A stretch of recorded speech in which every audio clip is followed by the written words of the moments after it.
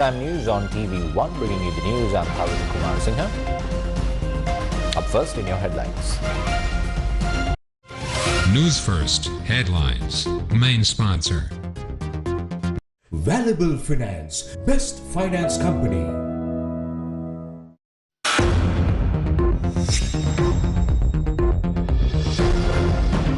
Optimism, self-belief and confidence in yourself and those in your team will be at the heart of your success, says President India Talaba.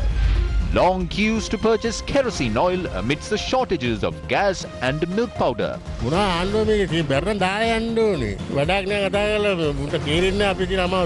Sapugaskanda oil refinery once again facing the risk of a shutdown. Will sanctions be imposed through the Yugadanavi LNG deal? 23 gas explosions within 24 hours. Committee that probed the incidents to hand over report to President tomorrow. Farmers impacted further due to the fertilizer crisis. Farmers use salt to save their cultivations. Death of the 12-year-old girl in Pudukudiripu. Post-mortem reveals sexual assault as the cause of death.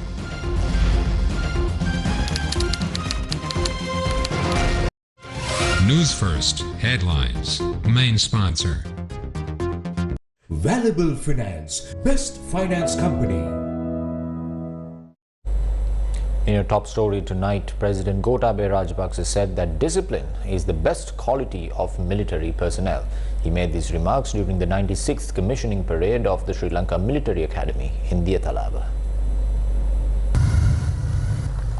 President Gotabaya Rajapaksa paid floral tributes to the Monument of Peace at the Diyatalava Army Camp today. He then attended the 96th commissioning parade of the Sri Lanka Military Academy.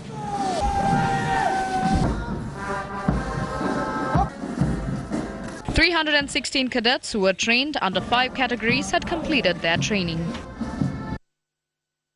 Particularly as officers, you must seek to develop your leadership skills further. Someday, one of you may even become the commander of the army and be responsible for the entire organization and all the people in it. As you start on this journey, you must understand that the soldiers under your command are ordinary people and not supermen. It is your responsibility to ensure that you get outstanding results from such normal people.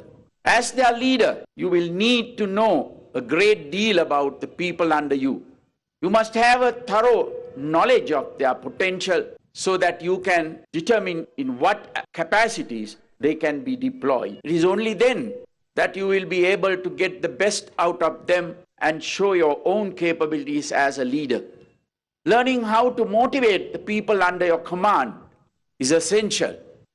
As young officers, all of you have a responsibility to ensure that you work towards upholding national security by fulfilling the duties you are assigned to the best of your abilities. Even though the environment you inherit is a much more secure and stable one than we experience, you will nevertheless come across situations in which you are called upon to make critical decisions that will have significant consequences during your time in the military. In those instances, you must have the courage to trust your training, your instincts, and your experience and make those decisions without fear. Occasionally, you will make mistakes. Failures are a part of life and you must not shy away from them. If you fear failure so much that you do not push yourself to take those bold decisions, you will fail anyway by being indecisive. Positive thinking, therefore, is crucially important. Optimism, self-belief, and confidence in yourself and those in your team will be at the heart of your success. Kerosene is used by a large number of people in Sri Lanka. The demand for kerosene has increased due to the prevailing gas crisis in the country as well.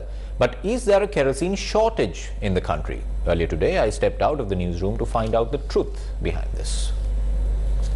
At a time where a gas cylinder is feared across the country rather than it being just a normal household item, in the country, many people have resorted to the option of seeking an alternative to cook meals here in Sri Lanka. Among those handful of options, usage of kerosene oil to cook meals seems like the more economical and the popular option among Sri Lankans. But is there a kerosene oil shortage in the country?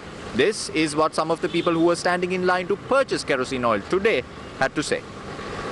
අපි අව්වේ වේලි රාම්තල් ගන්නවා. මේක පොඩ්ඩක් බලන්න. අපේ ගැන සීනි නෑ, පිටි නෑ. අපි මේ බඩගිනිය දාන්නේ. කියලා වැඩක් නෑ ඉතින් මේගොල්ලෝ කරන වැඩවලට මේ අපි පොලිමෙන් ඉඳලා බුදල් ටික ගන්න පොලිමෙන් ඉන්න ඕනේ. ඊට තුන හම්බෙන්නේ. මොනවා ආන්නෝ මේකේ බැරන දාය යන්න ඕනේ. වැඩක් නෑ කතා කරලා උන්ට තේරෙන්නේ අපි තියෙන අමාරුව. ඉතල උදේ ඉඳලා පොලිමේ ඉඳලා මේ ලං වෙනකොට පොලිමේ ලාම් දෙන්න නෑ කියනවා. දැන් ඉතින් අපිට කණ්ඩ තියෙන්නේ මොනවද කියන්නකෝ. මේ මිනිස්සුන්ට පොඩක් කියන්න ඕවා කරන්න බැයි නම් කාට හරි කරන්න පුළුවන් මිනිස්සෙට දීලා ඒගොල්ලන්ට යන්න කියන්න. කලාගෙන ඉඳලා පැය ගණන් නැහැ කියලා යනවා. මෙහෙම රජයන්නේ අපි පත් කරගත්ත 3 බලයක් දීලා. I don't know when we are going to get out of this crisis. I lived and worked in the Middle East well over 2 decades and we never had this type of crisis over there.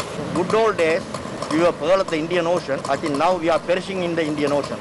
We live in a time where the essential commodities of people all of a sudden skyrocket overnight. Can Sri Lanka go forward like this? Will some people be able to have their desired meal with their loved ones in this festive season? Can the Sri Lankan government pay back the loans as they have promised to the Sri Lankan people? These are some of the questions that need swift answers. The Sapukaskanda oil refinery fulfills the complete demand of kerosene oil in the country. The supply of kerosene oil was hampered when the refinery was shut down on the 15th of November till the 7th of December. Authorities are saying there is a possibility that the Sapukaskanda refinery could be closed down temporarily next month. The Energy Ministry said the risk has arisen because of delays in receiving crude oil for refining. Last month, officials said the Sapukaskanda oil refinery would be closed for nearly 50 days from the 15th of November. Operations at the refinery resumed on the 7th of December after it remained shut for 22 days. A period of 90 days is usually required to import crude oil to the country. But the Energy Ministry said crude oil imports were delayed due to foreign exchange issues. The next consignment of crude oil is to reach Sri Lanka by the 25th of January. The Energy Ministry noted that there is a possibility of closing down the refinery from the first week of January until crude oil is received. It said that an order has been placed for 2 types of crude oil similar to the one imported currently, and that there would be no need to close down the refinery if those stocks arrive.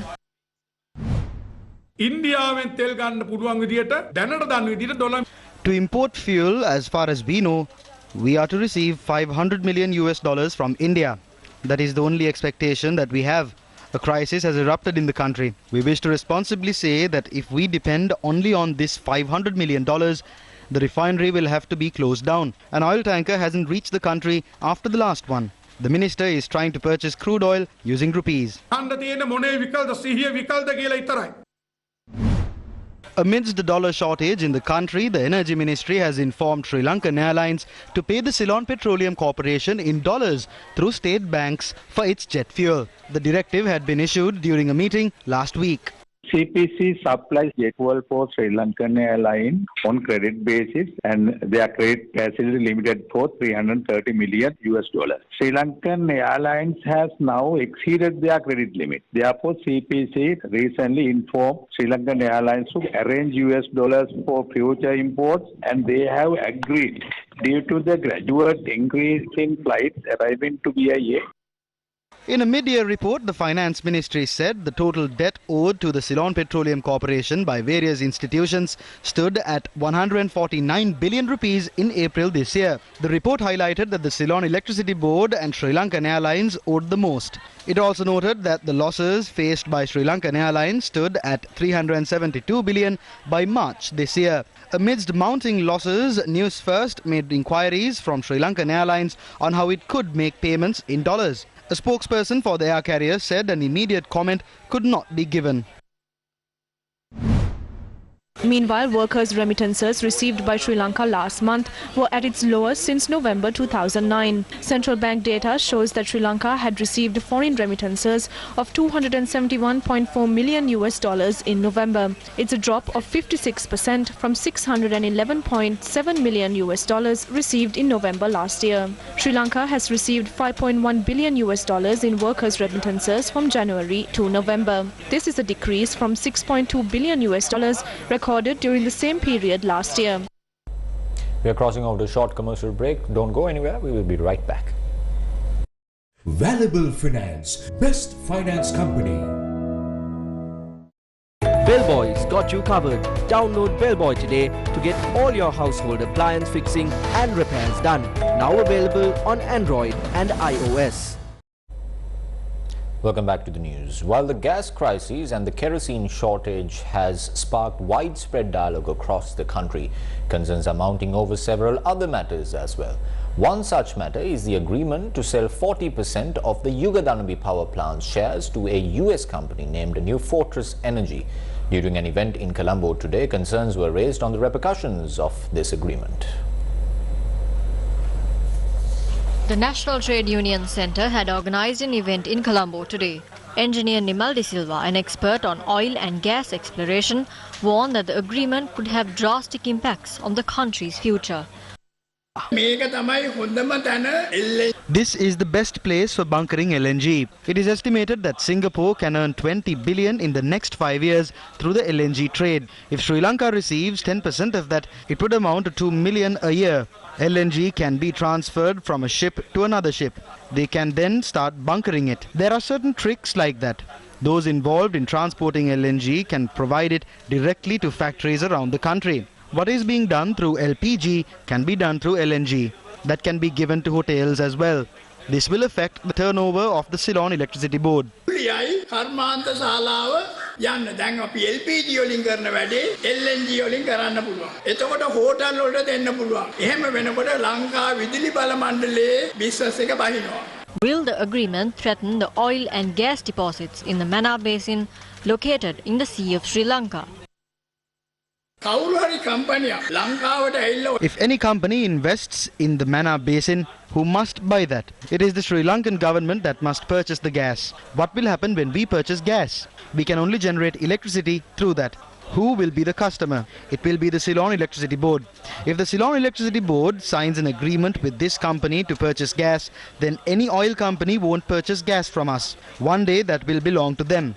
That's because they can't purchase our gas. The agreement says that we must purchase gas from them for all power stations. Then we won't be able to buy gas from the Mannar Basin. Only they will be able to buy that. They will buy that as well. They will buy the Mannar Basin and sell that to us. The gas will be converted to LNG and then sold off. If we give it to the United States, the US people will earn through that.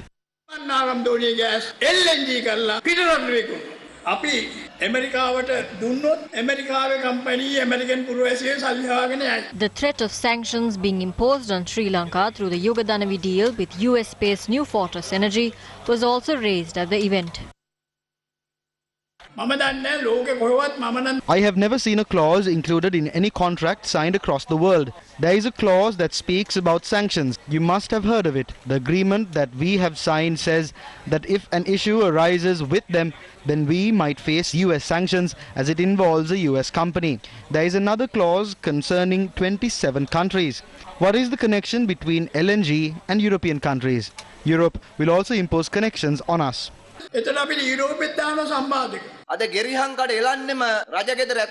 If this agreement is a good one, Gotabaya Rajapaksa and Basil Rajapaksa won't reveal it like this. They will reveal it even with a gun salute. Is there any photo of the agreement being signed either in US time? Wouldn't it be good to do that? Why wasn't it done? They are guilty.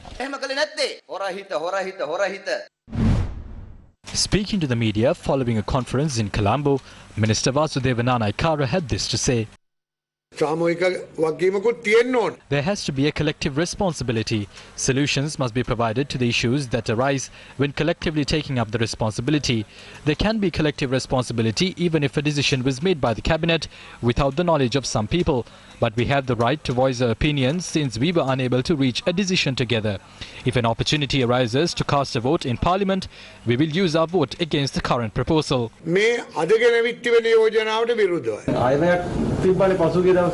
අයවැය තුළ යුගධර්මී තිබුණේ නැහැ.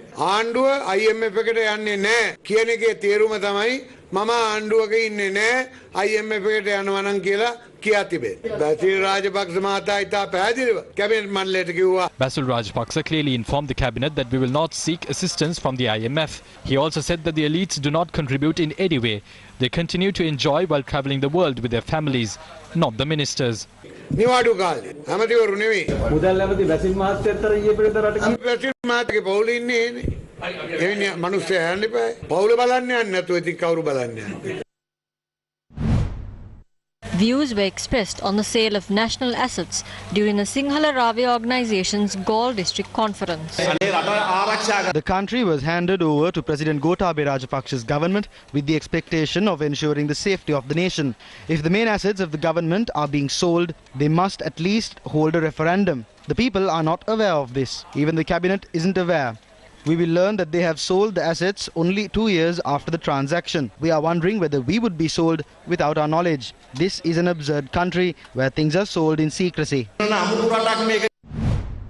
Gas explosions are continuing to occur in many parts of the country. Police said 23 gas explosions were reported in the last 24 hours, ending at 6 a.m. today. One person had been injured in these explosions. 815 gas explosions have occurred since the 1st of November until yesterday. The committee appointed by the President to investigate the gas explosions is to submit its report tomorrow. The President had appointed the committee on the 30th of November to find solutions to this problem. A gas cooker used to cook meals for patients at the Anuradhapura Teaching Hospital caught fire this afternoon. Our correspondent reported that 3 gas cylinders were detached from the cooker and that gas leaks were identified in 2 of them. Red and black labels had been pasted on both cylinders.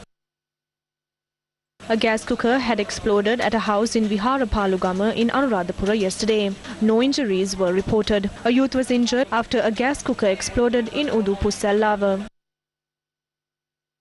A gas cooker also exploded at a house in Velambada in Gampola. No one was injured in the explosion. Occupants of the house said the gas cylinder contained a tricolour seal. A gas cooker had also exploded in Rattota in Matale. No one was injured.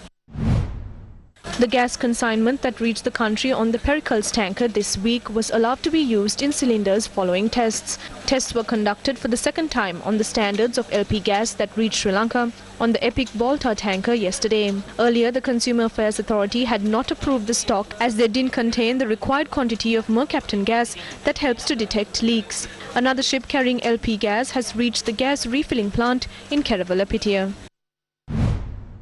Gas නෑ කිරිපිටි නෑ ආල් සීනි වල විශාල මිල අධිකතාවයක් තියෙද්දී පාර්ලිමේන්තුව අවසන් කිරීමත් සමග මැති ඇමතුරු 60 දෙනෙක් විදේශ සංචාර සඳහා යනවායි කියන ආරංචි මේකේ සත්‍යතාවයක් තියෙනවා. මේ ආණ්ඩුව ස්ථාපනය කරේදීමයි ඕක හිතන්න තිබුණේ. මේ විෂයන් පිළිබඳව දැනුම තේරුම් තිබෙන පිරිසක් ලං කරගත්තා නම් අදත් මේ තියෙන තත්පරේ එන්නේ නෑ. ඒ කියන්නේ ඔබතුමා ඍජුවම කියන්නේ මේ දැනට රජය ගෙනියන්නේ කිසිම මේ විෂයන් පිළිබඳ දැනුමක් නැති අය කියලාද? ඔය දෙක පැහැදිලිව පේනවනේ බැලුවාම. අපිත් හැමතිස්සෙම කළානේ අවුරුදු ගානක්. හැබැයි අපි සියලු අභියෝගයන් වලට මුහුණ දුන්නේ. Prices of vegetables in the market are skyrocketing with no control nowadays. This was the price of 1 kilogram of vegetables at the Dambulla Dedicated Economic Centre today.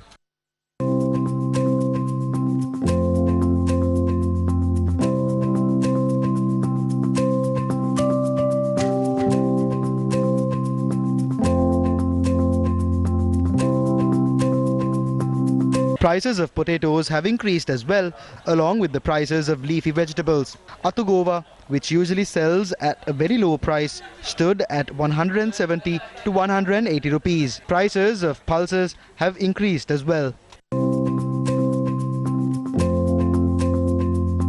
මේ අපි වෙනදා කිලෝ 1000ක් ගෙනවනම් දැන් කිලෝ 500ක්වත් ගේන්න බැරි තත්ත්වයක් තියෙන්නේ. ඉතින් බොහොර ප්‍රශ්නේ තමයි තියෙන්නේ. බොහොම කනගාටුයි තියෙන්නේ කිසිම අස්යන්නක් නැහැ. Farmers continue to suffer because of the fertilizer crisis.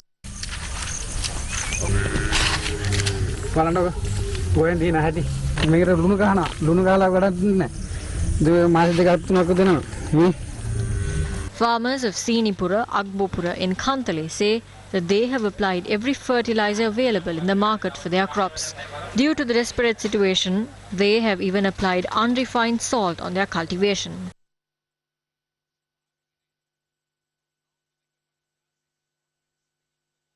අපි කොම්පෝස්ට් ගැහුවා දියර පොර ගැහුවා ලුණු දැන් මේ ලුණු ගහන්නේ අන්තිමට මේ ගහන්නේ මේ ලුණු ටික මේකලුත් ඉතින් ප්‍රතිඵලයක් නැත්නම් ඉතින් අපි මොකද කරන්නේ මේ විදිහේ දුක් විඳින්නේ මේ අහිංසක ගොවියෝ Maize cultivations in Polvatta Ampara that were once full of harvest now lie barren without fertilizer. මාස දෙකයි දවස් 10ක් කරන පොහොර වලට සල්ලි බඳලා තවමත් නැහැ ඉතින් ඒක පොහොර ටිකක් කොන්නේ මෙලිම දෙයක් නැහැ ලැබෙන්න. දැන් පොහොර දාලා වැඩක් නැහැ මේවට කොහෙට දැම්මට ගහට අල්ලන්නේ නැහැ නේ. මේවට වියදම් කරපු සල්ලි ගන්න විදියකුත් නැහැ අපිට දැන්. අපිට ණය ගෙවා ගන්න විදියකුත් නැහැ. While maize crops on which urea fertilizer was applied have produced a good harvest, crops on which compost was applied have not shown improvement. The Paswina village in Dehiyatta Kandia has 575 acres of cultivation fields. Farmers of the village point out that it has been 21 days since crops were cultivated by applying liquid and compost fertilizer. අපි බඩකින් ජීවත් වෙන්නේ කුලී වැඩ කරගෙන ජීවත් වෙන්නේ අපිව අපර පොහොර ටික නැත්නම් අපි මේවෙන් කොහොමද ජීවත් වෙන්නේ පොහොර ටික ලියව අපට රුපියල් 10000 12000ට යූරියා විකුණන තත්ත්වය දැන් පත් වෙලා තියෙනවා මේ හානි වෙන කුමුරු වලට අනිවාර්යෙන් ආණ්ඩුව වන්දි ගෙවන්න ඕනේ මුදල් ටික ලෑස්ති කරලා තියාගන්න ගොවියගේ වන්දි ගෙවන්න. Cultivation fields of Aitimale, Madurum, Kandadichene and Kelittimadu in Batiklo face a similar problem. Farmers of these areas allege that while crops on which urea fertilizer was applied, after spending so much money, show rapid growth in terms of output, crops on which compost was applied have not shown similar results. Farmers in the Anuradhapura, Matale and Polonnaruwa districts convened a media briefing in Kakirawa today. Although we asked for at least 50% of chemical fertilizer for the Maha season, the government officials, the government and the agriculture minister didn't accept that. Agrochemicals cost about 10,000 or 15,000 rupees. Farmers can't even buy a kilogram of rice, let alone paying that amount. We won't remain silent. It won't be too long before we take to the streets. We will show our might on that day. The fertilizer ship has gone back. They have decided to pay 6.5 million in compensation. If that 6.5 million is divided among 700,000 or 800,000 farmers, each farmer will receive about 57,000 rupees. Pay this 57,000 rupees as compensation to us. Make arrangements for that. Otherwise, we will take to the streets and we won't turn back. Farmers of Tissamaharama staged a protest demanding the government for chemical fertilizer. අපේ රටට රසායනික පොහොර ගෙන්නන්නට බැරි බව කෘෂිකර්ම ඇමතිවරයා පිළිගන්නවා. එන මම අහන්න කැමතියි. The agriculture minister had admitted that chemical fertilizer can't be imported to the country. Then why did they issue a circular saying that fertilizer imports will be permitted? By issuing that circular, the government has deceived the farmer. Farmers continue to be deceived. Why are they destroying agriculture in the country? The government is showing interest in paying compensation to the ship carrying waste. What is the compensation that will be given to farmers for the cultivations that have been affected? How much will be paid for 1 hectare? The farmers must know that they haven't allocated even a single rupee through the budget to compensate farmers for the damages caused to their crops. අනුමත කරපු සම්මත කරපු අයවැයෙන් 1 රුපියලක් වෙන් කරලා නැහැ වගා හානියට වන්දි ගෙවන්න. සීනි වංචා, ලුණු වංචා, තෙල් වංචා, පොහොර වංචා, gas වංචා. There are sugar scams, garlic scams, fuel scams, fertilizer scams and scams related to gas. What are the reasons behind these scams? They take place because certain things are given to close associates of politicians. That is why the government is unable to arrest anyone even amidst the national atrocities, crimes and frauds that have taken place. A good example is that we had to pay more than 2 billion rupees to the Chinese fertilizer company. Mr. President, please serve justice. Why are the people being punished for this illegal deal? This compensation must be paid from the personal funds of those behind this. Shouldn't it be the politicians who must be charged for this payment? As a result of the destruction caused by these appointments, taxpayer funds that should be used to fill the empty treasury is being used to pay the compensation. මුල් කරගෙන සිදුවෙච්ච විනාශය. දැන්වත් මේක රජයේ තේරුම් ගත යුතුයි. The government is taking steps to pay compensation for the Chinese company that exported substandard fertilizer. However, little action has been taken to obtain compensation caused by the Express Pearl maritime disaster. Fishermen in Chilaw say their livelihoods continue to be affected as a result of this tragedy. Sri Lanka's maritime resources continue to bear the brunt of the damages caused by the chemical-laden ship that sunk in June. The extent of the damages caused to the maritime resources in the sea of Sri Lanka has not been revealed yet. Sri Lanka has only received $3.6 million in compensation so far.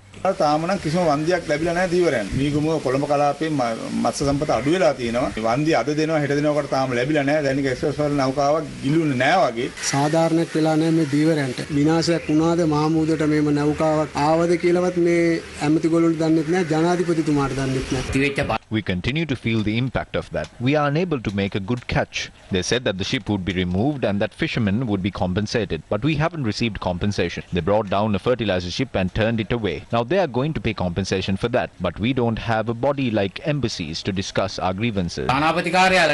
Although an agreement has been reached to pay $2.57 million for the cost incurred by Sri Lanka after the disaster, the full compensation is yet to be decided. The Auditor General's Department had recently revealed that Sri Lanka cannot obtain maximum compensation as there are insufficient laws in the country.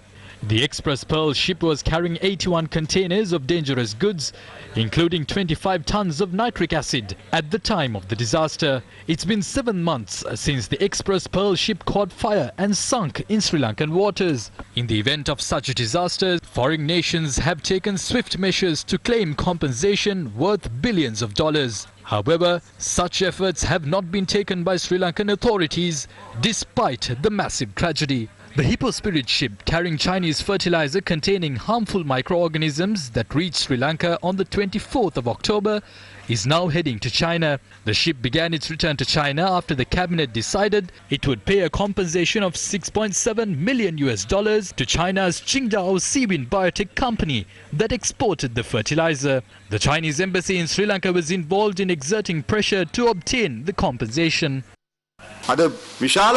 China has exerted a lot of pressure on the Sri Lankan government. The power of our government is weak. China exerted maximum pressure on our government. We can see that we have lost the confidence of the international community. We saw that losses running up to billions had occurred because of the Express Pearl disaster.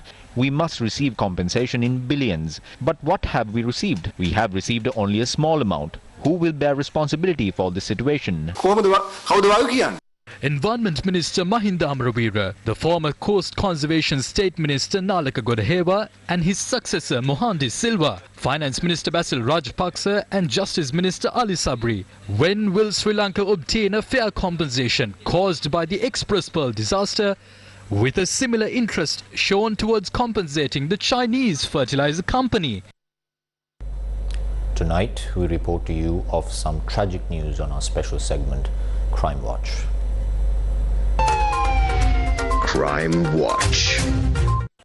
Following the post-mortem examination of the 12-year-old schoolgirl who was found dead in the wild in Pudukudiri, Pumulativ, it has been ascertained that the cause of death was sexual assault. The post-mortem examination was carried out at the Mullaitivu District Hospital under the supervision of the Judicial Medical Officer of the hospital, Specialist Dr. Kanaga Sabhapati Vasudeva. According to the police, the 12-year-old Yogarasa Nidarshana have been reported missing from the 15th evening onwards. The police and the area residents launched a search operation to find the child, but their efforts were to no avail. Tragedy struck when the body of the child was located in a nearby forest approximately 500 meters away from her house. When Nidarshana's body was found, her right hand was dismembered from her body. Her body was handed over to her family members following the post-mortem examination. Crime Watch. A post-mortem examination has shown that a heart attack had caused the death of a former Pradesh Sabha member in the cell of the Hungama police. Police spokesperson SSP Nihal Taldua said the suspect had collapsed inside the cell while in police custody and pronounced dead on admission to the hospital. Meanwhile, a workshop on the prominence that should be given to lawyers at police stations was held today. The workshop was organised by the Avisawilla branch of the Bar Association of Sri Lanka. Senior Deputy Solicitor General Dileepa Piris and Justice Minister Ali Sabri were present. The Supreme Court has issued many orders stating that the police has the responsibility of ensuring the safety of any suspect under custody. It's a setback to the country if suspects in police custody are not provided safety. The human rights situation in the country is being questioned at present. In the coming months, the EU will decide whether they should continue to provide the GSP plus tax concessions. Human rights and the rule of law must be protected, especially under these circumstances. During the past few months, many lawyers have called me at 10 and 12 in the night, alleging that their clients are being threatened. What can I do? I kept the IGP informed through WhatsApp messages. Sometimes their clients are not harmed, but otherwise we hear that they are killed when being taken to recover weapons. The lawyers must not interfere with the investigations. If they are interfering, inform us about it. We will take the necessary steps.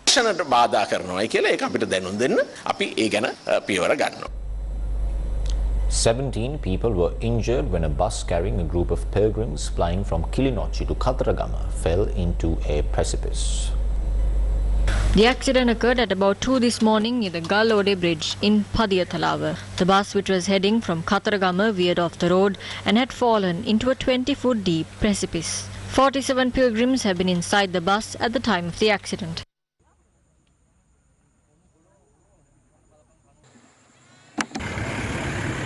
කපාර සද්දයක් ඇහුණා. ඉල්ල බෑනකට කට්ටිය කෑ ගහනවා, සමහර කට්ටිය එළියට ආවා, තුරු කට්ටිය ගන්න බෑ. දෙන්නෙක් මෙතෙන් හේවලා හිටියා. ඒ දෙන්න යකඩ කපල බෑ දෙයක් විතර ගත්තා. 17 passengers have been injured from the accident and they are currently receiving treatment at the Mahaoya Base Hospital. As the 4 patients were in critical condition, they were transferred to the Batiklo Teaching Hospital. This accident had occurred when the bus veered off the road and fell into a 20-foot deep precipice due to the negligence of the bus driver during heavy rain. The bus driver has been arrested for negligence.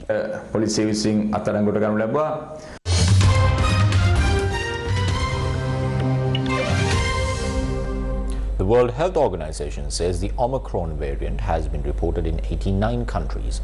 It was detected first on the 24th of November in South Africa. In its latest report, the World Health Organization said the number of coronavirus cases with the Omicron variant is doubling every 1.5 to 3 days. The report noted that the variant is less severe than the Delta variant and that data on deaths is still limited. However, it said Omicron's high transmission can cause more hospitalizations and eventually deaths due to the burden on healthcare systems. The global health body has urged countries to follow health guidelines and accelerate COVID-19 vaccination drives. The Netherlands has begun a strict lockdown over Christmas amid concerns over the Omicron coronavirus variant. Non-essential shops, bars, gyms, hairdressers and other public venues are closed until at least the 14th of January. The new rules in the Netherlands are the strictest to have been announced over Omicron so far. Countries across Europe have been tightening restrictions as the heavily mutated variant continues to spread. And that's a wrap of the news. Thank you for watching and good night.